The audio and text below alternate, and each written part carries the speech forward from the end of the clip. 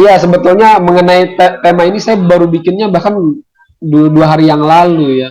Karena berpikirnya begini, soal berpindah ke mode penyair ini saya juga nggak tahu teorinya ada di mana. Cuman mungkin kalau agak merembet ke filsafat, tentu saya teringat dengan multi identity-nya Jean-Paul Sartre itu ya. Jadi Sartre sendiri, Sartre sering mengulas tentang bahwa ya tadi kita dengan identitas kita yang banyak ini lantas mau bagaimana kira-kira gitu untuk bisa memposisikan itu tadi. Jadi saya berangkatnya dari situ sebetulnya kalau landasan rada filosofisnya ya, landasan epistemologinya. Jadi bagian ini betul-betul baru saya buat. Saya pikir penting deh untuk menyampaikan Ya. ini karena sebagaimana yang saya rasakan juga, saya ngajar santri, saya berinteraksi dengan teman-teman kampus di sini. Rasa-rasanya mengajar santri dan anak kampus saja itu sudah dua dunia yang benar-benar berbeda sekali. Ditambah lagi harus menulis menulis puisi, kemudian juga saya sedang menyelesaikan tesis saya di Pak Sainul, makanya saya butuh ngobrol banyak nih. Nanti cepat selesai biasanya. Habis ngajarin mahasiswa saya biasanya langsung lancar jaya itu. Amin, amin. Tesis. Ya, karena saya terkendala itu teman-teman juga. Jadi sangat kita terdistraksi dengan banyak hal. Maka bagian ini saya pikir penting agar teman-teman menciptakan ruang itu ya dalam di hari teman-teman untuk bisa menciptakan mode penyairnya sendiri. Kira-kira itu.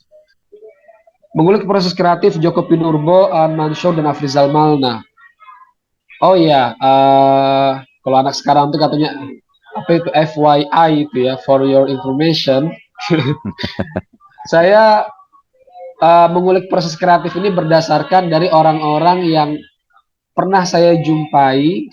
Standarnya adalah saya jumpai, saya ngobrol dengan orang-orang ini, dan kalau istilah santrinya itu mulazamah, terlibat cukup panjang. Jadi tidak sekedar bertemu misalnya kemudian minta tanda tangan atau foto saja. Jadi terlibat perbincangan sehingga saya berusaha untuk mencoba menyimpulkan, mencari benang merah di antara mereka. Tadi saya cerita tentang Sapardi, pertemuan saya, kemudian dengan Mas GM, kemudian juga dengan Aan, dan Lisa di Jokpin sendiri. Uh, Terakhir kami berjumpa di acara Rainy Day Festival di Banjarbaru. Sama waktu itu undangan Mas Jokpin diundang ke Banjarbaru, kemudian juga di Jogja, itu dari pagi kelasnya Mas Jokpin itu sampai sore dalam PKKH UGM itu saya banyak ngobrol juga dalam acara tersebut, dan saya mencoba untuk menyimpulkan Aman Syur lagi dan Afrizal Malna baru baru dari Banjarmasin kemarin diundang Arus Sastra ya Mas Malna untuk ke sana. Nah, bagaimana proses mengalami bahasa? Jadi saya miringkan lagi karena bahasa mengalami bahasa ini kan sangat sangat metaforik sekali. Bagaimana proses memilih, menyunting, bermain, dan mendekonstruksi? Saya akan menyingkatnya dengan begini, teman-teman. Bahwa setiap penyair dari tiga orang ini, mereka memiliki kesamaan. Dan ini dirasakan lazimnya oleh para penyair lain. Yaitu bagaimana cara untuk mengalami bahasa itu sendiri. Kita tahu bahwa bahasa, tentu dengan sekian banyak penjelasan yang sudah kita ketahui, bahwa bahasa adalah alat komunikasi, bahasa cara menyampaikan ide, tapi mengalami bahasa itu sendiri menjadi satu hal yang terlewat. Bagaimana kalau teman-teman nanti menulis puisi akan mengalami satu fase di mana aku nggak ketemu padanan yang tepat, aku nggak ketemu ide yang ingin aku katakan, metafor ini tidak cukup mewakili. Selalu begitu, ada pergumulan ya. Aku nggak merasa terwakili dengan kata ini. Jadi proses mengalami bahasa dari larik per larik ini menjadi sangat berharga karena ini yang khas dari puisi. Kalau prosa tentu saja kita mencari linearitas. Cerita itu make sense dari make sense atau tidak dari awal, tengah, akhir. Jadi ada formatnya begitu, template-nya. Kalau puisi lebih singkat sehingga larik per larik ini mesti benar-benar bermakna. Kira-kira begitu. Sehingga proses mengalami bahasa betul-betul terjadi. Yang menarik dari Mas Jokpin misalnya. Mas Jokpin itu selalu mengatakan begini.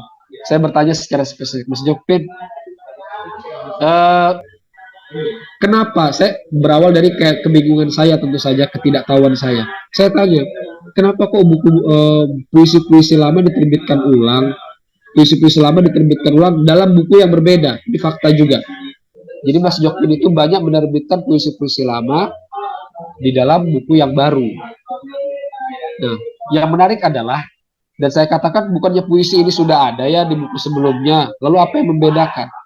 Lalu Mas Jokpin katakan bahwa yang ia lakukan adalah menyunting. Jangan takut untuk menyunting puisi. Karena banyak sekali penyair, karena merasa itu sakral, dia tidak mau ketika sudah jadi, oh ya sudah, itu sudah jadi, dan biarkan dia ke alamnya, biarkan ia menemui pembacanya. Oh tidak. Bahkan Mas Jokpin, saya juga kaget, karena juga saya menyangka Mas Jokpin termasuk yang mazhab dalam tanda petik yang sakral ini. Ternyata saya kaget, dan bahkan ketika itu Mas Jokpin membaca 3 puisi saya dalam sebuah kelas kecil ya di Jogja waktu itu di 2017 mungkin. Jadi saya menulis 3 puisi. Bagi saya itu sudah baik tentu saja. Tetapi oleh Mas Jokpin sendiri luar biasa. Ini nggak pas, diksi ini nggak pas, metafor ini nggak kuat. Diberi pertanggungjawaban setiap lirik yang kita tulis, ditanyakan, kenapa menulis ini? Kenapa diksi ini yang kamu gunakan? Metafor ini nggak kuat loh. Coba cari perbandingan yang lain. Itu yang kami lakukan. Jadi apa ya, bengkel. Jadi penting untuk membengkeli puisi itu sendiri. Ini dari Joko Pinurbo. Begitupun dengan Aan. Hal serupa saya tanyakan juga ketika dengan Aan. Bukankah ada banyak sekali puisi-puisi sebelumnya yang kemudian ini maaf agak ke distract karena ini ada suara santri. Saya lagi di pesantren teman-teman. Iya, ada acara apa tuh Mas?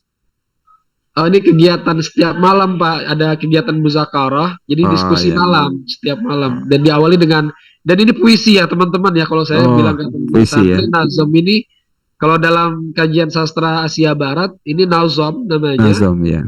dan ini bagian dari puisi, dan kita di sini one student one book, targetnya setiap puisi harus setiap santri harus menulis 1 buku, targetnya itu kalau di sana. Wah, keren ya.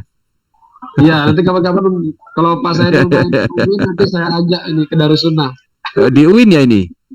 Iya, saya posisinya di UIN, di Ya, Ciputat. Siap.